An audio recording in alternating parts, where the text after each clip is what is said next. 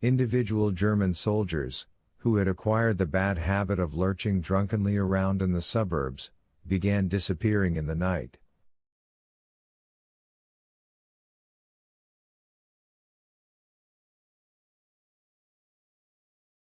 They would vanish one night and the next day they would be found murdered. So German patrols in their tin hats were sent around the city at night, marching with lanterns to put an end to the outrages.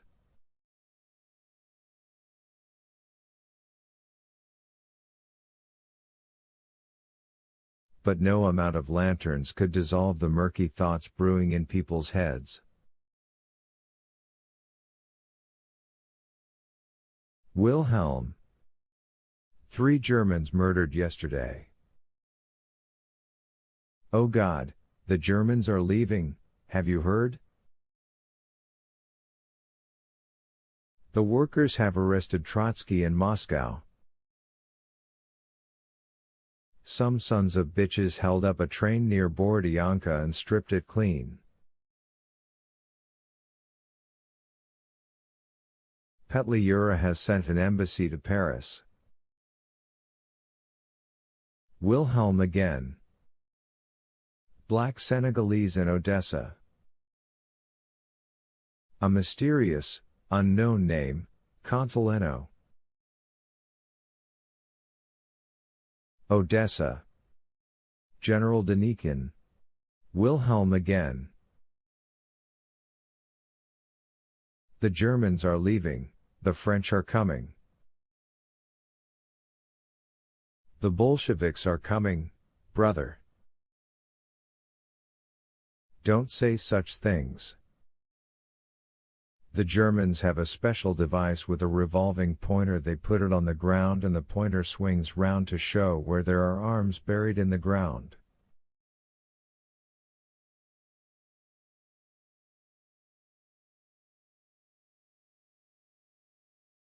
That's a joke. Petliura has sent a mission to the Bolsheviks. That's an even better joke. Petliura. Petliura. Petliura. Petchura. Hash.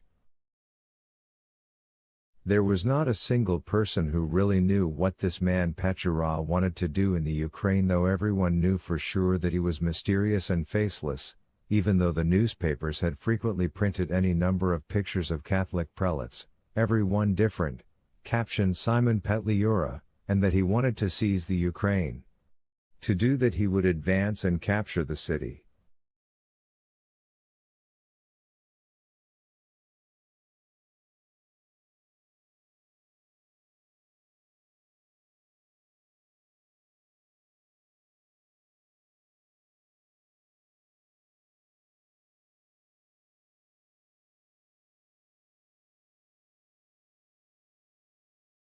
Six.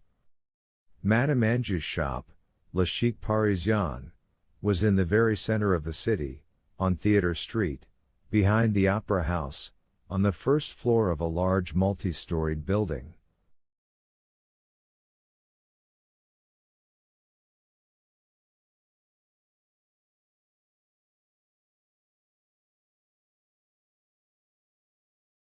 Three steps led up from the street through a glass door into the shop, while on either side of the glass door were 2 large plate glass windows draped with dusty tulle drapes.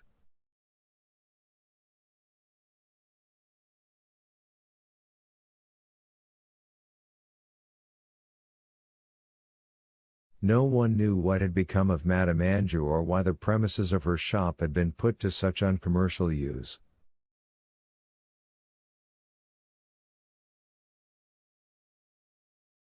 In the left-hand window was a colored drawing of a lady's hat with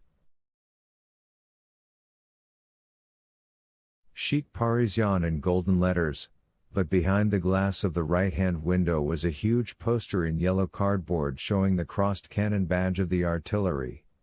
Above it were the words,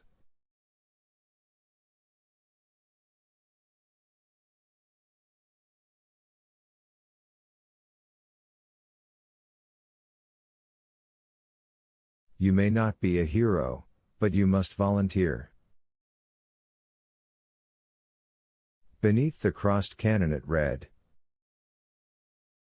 Volunteers for the Mortar Regiment may enlist here.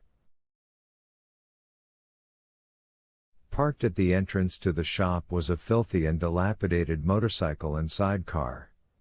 The door with its spring closure was constantly opening and slamming, and every time it opened a charming little bell rang, tring tring, recalling the dear, dead days of Madame Anjou.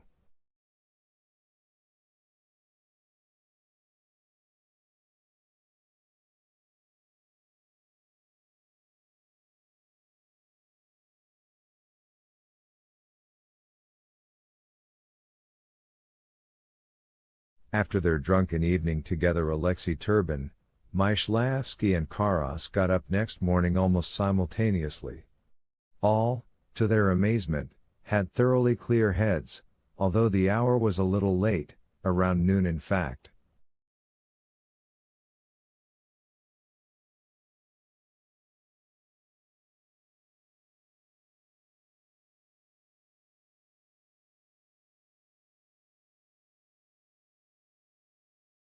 Nikolka and Chervinsky, it seemed, had already gone out.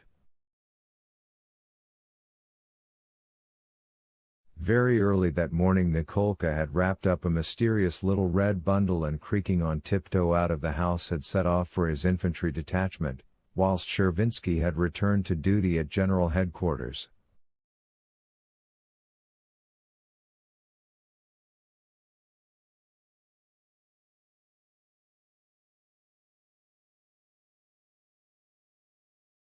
Stripped to the waist in Anita's room behind the kitchen, where the geyser and the bath stood behind a drape, Myshlayevsky poured a stream of ice-cold water over his neck, back and head, and shouted, howling with the delicious shock.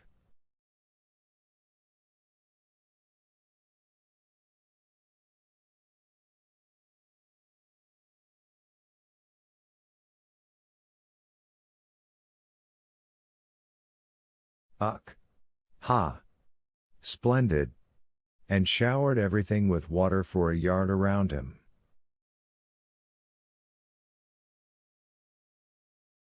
Then he rubbed himself dry with a Turkish towel, dressed, anointed his head with brilliantine, combed his hair, and said to Alexei,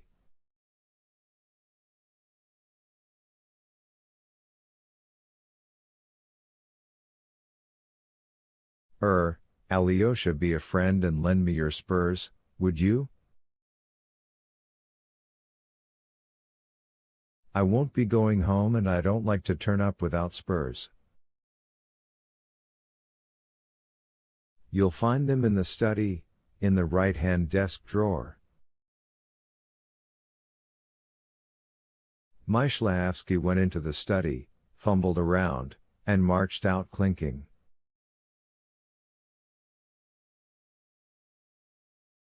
Dark-eyed Anita, who had returned that morning from staying with her aunt, was flicking a feather duster over the chairs in the sitting room.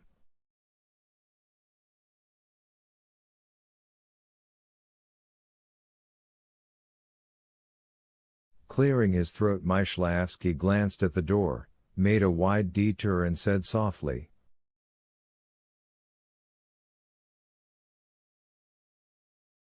"Hello, Anita."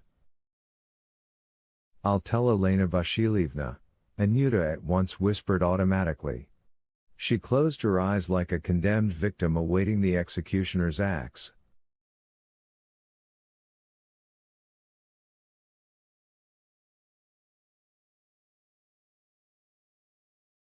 Silly girl. Alexei Turbin appeared unexpectedly in the doorway. His expression turned sour.